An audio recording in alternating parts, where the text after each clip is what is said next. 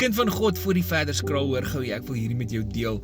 My baie goeie vriend stuur vir my hierdie ding vandag, en hy stuur dit elke dag. Die ding se naam is Manna vir vandag. So, ek weet nie of jy dit ook kry nie, ek weet nie waar hy dit kry nie, maar nietemin, ek kry dit elke dag, en vandag wil ek hom lees, sodat jy hom ook kan hoor. Hoor hoe mooi is hierdie. Hy sê uit die Bybel, die ontwyfelbare woord van God, wys Jesus vandag vir ons. God se roeping vir elkeen van ons het 'n hoër doel. En dit is so mooi, hoor hierso. Tekste wat hy gebruik is Matteus 9 vers 37 en 38 wat sê, toe sê hy vir sy disippels, die oes is wel groot, maar die arbeiders is min. Bid dan dat die Here van die oes, dat hy arbeiders in sy oes mag uitstuur. Amen. Johannes 20 vers 22 sê, Jesus sê toe weer vir hulle, vrede vir julle. Soos die Vader my gestuur het, stuur ek julle ook.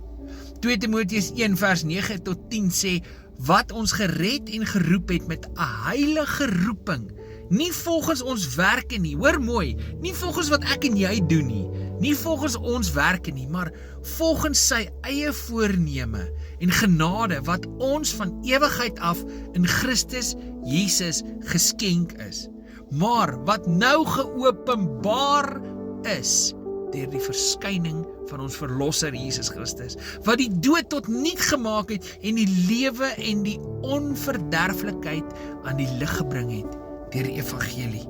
Dit is so mooi. Daar's nog 'n vers, 2 Petrus 1 vers 10. Daarom broeders, moet julle des te meer beywer om julle roeping en julle verkiesing vas te maak, want as julle dit doen, dan sal julle nooit struikel nie. Galasiërs 1 vers 15 tot 17 sê, maar God het my al voor my geboorte vir hom afgesonder, en hy het my in sy genade geroep, toe hy in sy goedheid besluit het om my, sy seun aan my te openbaar, sodat ek die evangelie oor hom onder die heidene nasies sal kan verkondig. Het ek nie dadelik daarna mense geraadpleeg om Jerusalem toe te gaan nie, na die wat voor my al die apostels was nie. Die laaste een wat ek met jou wil deel, Johannes 14 vers 6 en 7 wat sê, Jesus antwoord hom en hy sê, ek is die weg en die waarheid en die lewe. Niemand kom na die Vader behalwe deur my nie. As julle my geken het, sou julle my Vader ook geken het, en van nou af ken julle hom en het julle hom gesien. Dan skryf hy hierso, dan begin hy dit bietjie aanpak. Hy sê, die roeping wat hy van praat, die roeping oor ons lewens. En ek praat nou nie van 'n roeping net vir jou as dis obviously vir jou as 'n kind van die Here, wanneer jy jou hart vir die Here gegee het, maar ook vir ons wat in bediening staan, op een of ander manier. So, hoor mooi, hy sê, 'n roeping is 'n eer wat God aan jou bewys, nie 'n guns wat jy aan hom bewys nie. 'n Roeping het prioriteit bo alle ander verpligtinge in jou lewe. Die geroepene moet weet dat daar ongelooflike ontberinge en verwerping oor sy weg sal kom. En toe ek daai lees, ek sê, dis waarheid. Die geroepene moet weet dat daar ongelooflike ontberinge en verwerping oor sy weg sal kom. En dis nie hierdie persoon wat dit sê nie, Jesus self het dit vir ons gesê in sy woord. Hy sê ons word voorberei op 'n roeping. Nou vandag, ons roeping as Christene, kinders van die Here, is nie 'n pad van liefde.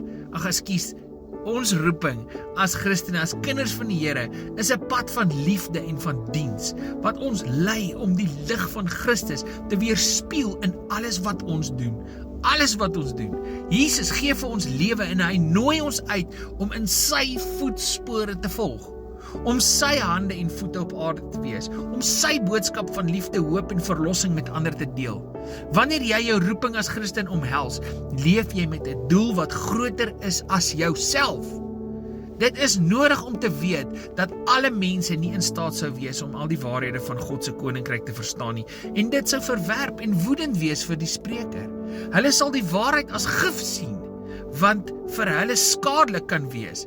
Dit beteken nie dat ons net aan die mense moet verkondig wat hulle sal aanvaar nie, maar dat ons gesonde verstand moet gebruik om te besluit watter boodskap 'n besondere persoon sal pas, en dat ons deur die Heilige Gees, hoor mooi, deur die Heilige Gees gelei moet word, want hy ken die hart van elke persoon en weet watter boodskap vir hom die heilsaamste sal wees. God se roeping vir jou het verseker 'n hoër doel. Daarom is selfondersoek so belangrik. Hoeveel tyd maak jy om God beter te leer ken? Om in sy teenwoordigheid stil te word, om sy woord in te drink.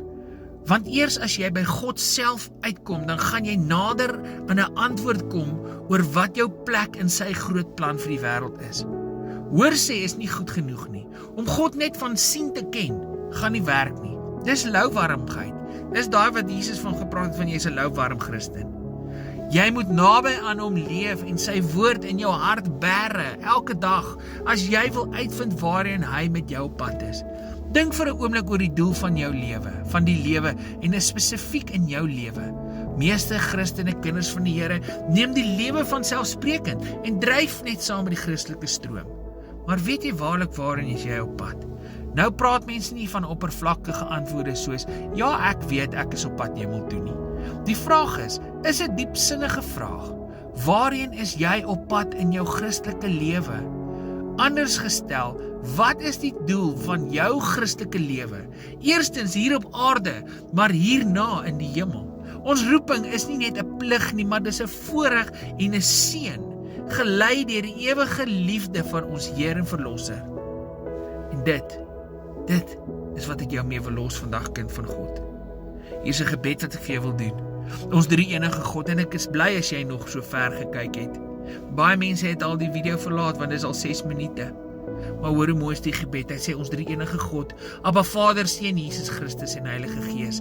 Here, gee ons die moed, Here, en die krag om ons roeping as Christenkinders, U verlostes na te volg. Help ons om U lief te hê, met ons hele hart, ons siel en verstand, en om ons naaste lief te hê soos onsself. Gee ons 'n dienende hart en 'n vasberadenheid om vir vrede en geregtigheid te werk. Maak ons getroue getuies van U liefde en waarheid. Amen en amen en amen. Wees geseënd, kind van God. Totsiens.